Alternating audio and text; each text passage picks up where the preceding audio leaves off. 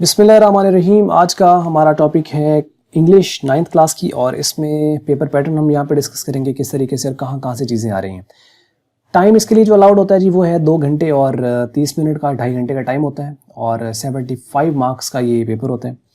इसमें ऑब्जेक्टिव आप देखें 19 मार्क्स की ऑब्जेक्टिव आनी है और 20 मिनट आपके पास टाइम होना है इसके लिए, यानी 19 नंबर की है तो कुछ 30 मिनट का टाइम आप मत समझिएगा। इसके लिए 20 मार्क्स का ही इसके लिए टाइम होगा, मीन्स कि आपको 1 ही मिनट है एक एमसीक्यूज के ऊपर। तो अगर तो आते हो तो मेरे ख्याल में 5 मिनट में कवर हो जाते हैं और अगर ना आते हो तो फिर तो बेटर है, लेकिन फिर भी छोड़ते नहीं है ना, तुक्का तो लगाना होता है ना, वो तो ज़रूरी होता है। अच्छा, अब यहाँ पे देखिए कि आपको जो इसकी डिवीजन है वो 5 marks, 4 marks, 5 marks and 5 marks की है। ठीक है, 10 और 9 ये वाले 19। 5 मार्क्स आपको सिनोनिम्स और एंटोनिम्स आने हैं। एंटोनिम कोई एक आता होता है वरना ज़्यादातर सिनोनिम्स ही होते हैं। सिनोनिम में ये होता है कि 2 तरीके से वो पूछता है, एक तो वो वर्ड दे देगा और आपसे डायरेक्ट पूछ लेगा कि the meaning of this is, या synonym of the word this is, और आगे 4 ऑप्शन में से आपको एक को चूज करना है। या दूसरा वो आपको जो चैप्टर्स दिए हुए हैं उसमें पूरी स्टेटमेंट उठा लेता है वहां से कोई सा भी वर्ड जहाँ पे वो वर्ड आया हुआ है और उसको अंडरलाइन कर देगा और आपको कहेगा कि इसका मीनिंग सिनोनिम बता दे दिए। लेकिन एक बात आपने याद रखनी है, क्वेश्चन ऊपर गौर से पढ़ लें, उसने आपसे सिनोनिम पूछा है या एंटोनिम पूछा है। अब यहाँ पे गलती हो जाती है कि हम लोग पूरा पढ़ते नहीं है, सिनोनिम हमें आता होता है तो हम कहते हैं लो भाई ये तो पक्का ये सही है ना, वो पक्का गलत हो जाता है। तो इस तरह नहीं होना चाहिए। ठीक है, तो ये 5 मार्क्स का खैर सिनोनिम्स और एंटोनिम्स जो कि चैप्टर के एंड पे जो दिए हुए हैं उन्हीं में से आने, बुक जो आपको दी गई है वहाँ पे टेक्स्ट बुक 1 उसमें से आएंगे। और 4 नंबर के आपको करेक्ट स्पेलिंग आने, ये भी आपको बुक में से ही आने, ये भी बाहर से नहीं, कॉमन कोई सा भी उठा लेगा और जो स्पेलिंग्स जो सिनोनिम्स वगैरह दिए हुए हैं कॉमन कुछ क्वेश्चन होते हैं वो आपको आएंगे 4 नंबर के। 5 मार्क्स के आपको correction, correct form of verb आपको यूज़ करनी होती है, यानी आपको फिल इन द ब्लैंक्स आपके पास जैसे वो होगा वो वहाँ पे स्किप करेगा और उसमें आपको 4 ऑप्शन दे देगा कि इसमें से आप सही चूज करें किस जगह पे कौन सी करेक्ट फॉर्म ऑफ वर्ब आएगी। तो सही वर्ब आपने सिलेक्ट करनी है वहाँ पे। और 5 मार्क्स आपके पार्ट्स ऑफ स्पीच के होते हैं, यानी वो आपको एक सेंटेंस दे देगा, उसको अंडरलाइन करेगा और कहेगा कि बताओ ये वाला जो वर्ड है ये क्या है।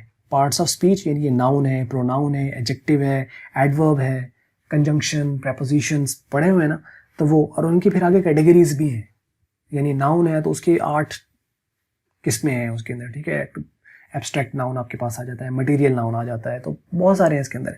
इस तरीके से एडवर्ब्स के हैं, adverb of time, adverb of place, तो ये काफ़ी एक लंबा यानी एक ग्रामर का पोर्शन है। तो 5 नंबर यहाँ से आने हैं। ठीक है, लेकिन ये भी बुक के एंड पे भी दिए हुए हैं और बाकी ग्रामर का पोर्शन जो है आपको जो बुक 2 है ग्रामर की उसमें से भी ज़्यादातर ये वहाँ से आते होते हैं। तो ये तो हो गया आपके 19 मार्क्स। उसके बाद आपके पास जो है वो सब्जेक्टिव है 56 मार्क्स के और 2 घंटे और 10 मिनट इसके लिए टाइम होगा। इसके लिए जो दूसरा क्वेश्चन होगा वो आपको शॉर्ट क्वेश्चंस का होगा। इसमें आपको 8 क्वेश्चन आएंगे, आपको 5 अटेम्प्ट करने हैं 10 नंबर के, 2 नंबर के एक होगा। उसके बाद translation from English to Urdu, आपको ये 3 जो है वो पैराग्राफ आएंगे, उसमें से आपको कोई से 2 करने हैं, 4-4 नंबर की होंगी ये, तो 8 नंबर का ये हो गया। उसके बाद समरी आएगी पोएम की या उसकी पैराफ्रेजिंग करनी होगी दिए गए स्टैंजा की। अब ज़्यादातर 9th वगैरह के अंदर ये पैराफ्रेजिंग कराई नहीं जाती, हालांकि कराना ये वाला पोर्शन चाहिए क्योंकि आगे फर्स्ट ईयर में बच्चों को फिर परेशानी होती है। यहाँ समरी याद करवा दी जाती है कि बस समरी याद करो बेटा और बस 2 समरियाँ हैं, 2 ही तो समरी है तो 2 में से 1 समरी आ जानी है आपको। तो ये समरियाँ जो याद कराने वाला चक्कर है ना, ये होना तो नहीं चाहिए, लेकिन एनी हाउ ट्रेंड यही चल रहा है। तो मीन्स के 2 पोएम है तो आपको 1 समरी याद करनी है, फिर दूसरी समरी भी याद करनी है, तो आपको एक उसमें से आ जाएगी और वो आपको अटेम्प्ट करनी है। तो पैराफ्रेजिंग ज़्यादातर कराई नहीं जाती, लेकिन पैराफ्रेजिंग की तरफ ही ले जाना चाहिए क्योंकि आसान है समरी की निस्बत। लेकिन एनी हाउ तो ये 5 नंबर की होगी। Sentence making from the given words, phrases या इडियम, कुछ फ्रेजेस या इडियम्स या कुछ वर्ड्स वगैरह दिए होंगे, उसके आपने सेंटेंस बनाने होंगे और ये भी चैप्टर के एंड पे दिए होते हैं, ये वहाँ से आने हैं। जो टेक्स्ट बुक है आपकी उसके एंड पे दिए हुए हैं कुछ वर्ड्स, ये उन्हीं में से आएंगे। ये भी अनसीन कुछ भी नहीं आ रहा आपको। ठीक है, तो ये आ गया। उसके बाद आपको ये भी 8 आएंगे और आपको 5 अटेम्प्ट करने हैं। नेक्स्ट है राइटिंग अ लेटर या स्टोरी, आपको या तो स्टोरी लिखनी है तो या आपको लेटर लिखना है, 8 नंबर की आएगी। फिर कॉम्प्रीहेंशन पैसेज, ये वैसे आना तो अनसीन चाहिए लेकिन 9th क्लास के बच्चे हैं, उसमें यही है कि पैराग्राफ कुछ दिए हुए हैं 15 और 10 करके 25 कुछ पैराग्राफ हैं जो गिवन है, जिसमें कुछ सॉल्व हैं कुछ अनसॉल्व हैं। तो वो जो अनसॉल्व है वो भी सॉल्व ही होते हैं, बाद में करा दिए जाते हैं। तो वो आपको पैराग्राफ आएगा, आपने उसको पढ़ना है, उसके नीचे दिए गए जो क्वेश्चन है उसके आपने आंसर देने होते हैं। ये एक आसान सा एक चीज़ है।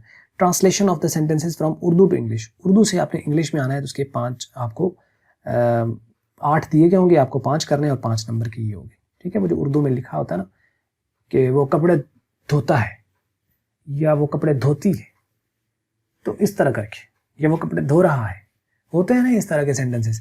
तो वो इस तरह के जो भी एक्टिव पैसिव के जो कुछ जुमले होते हैं, ये कि वो सुबह से पढ़ रहा है, ठीक है, तो आपको उसको टेंस को आइडेंटिफाई करना होता है और उसके अकॉर्डिंगली आपने उसको लिखना होता है। उसके बाद आखिरी जो क्वेश्चन है वो है चेंज वॉइस का। ये 5 आते हैं और 5 के 5 ही करने होते हैं, इसके अंदर किसी तरह की कोई ऑप्शन नहीं होती। ये चेंज वॉइस का मतलब होता है कि अगर एक्टिव जुमला दिया हुआ है तो उसको पैसिव में बदल दें, पैसिव दिया हुआ है तो उसको एक्टिव में बदल दें। इसके ऊपर हम पहले ही कॉम्प्रिहेंसिव एक वीडियो बना चुके हैं, वो हमारे चैनल पर मौजूद है, अगर आप नहीं देखी है तो आप उसको देख लें। उस पर डिटेल में सारा कुछ बताया हुआ है कि किस तरीके से आपको करना है। अगर आप वो देख लेते हैं, थोड़ी लेंथी है, मेरे ख्याल में कोई 40 मिनट के करीब है, लेकिन अगर आप थोड़ी देख लेते हो तो ईजी हो जाएगा आपके लिए, बाकी आपकी मर्जी है। नोट्स हैज़ बीन नोट्स यहाँ पे have been, notes have been uploaded for your preparation, comment for more information and support. ठीक है, कोई क्वेश्चन अगर आपका है तो आप ज़रूर इसको हमें कमेंट्स में लिखिए। और दूसरी बात क्या कहनी है कि बस वीडियो अगर आपको अच्छी लगी तो इसको आप लाइक कर लें, और अगर अच्छी नहीं लगी तो इसको आप कर लें डिसलाइक। और वीडियो देखने का बहुत बहुत शुक्रिया।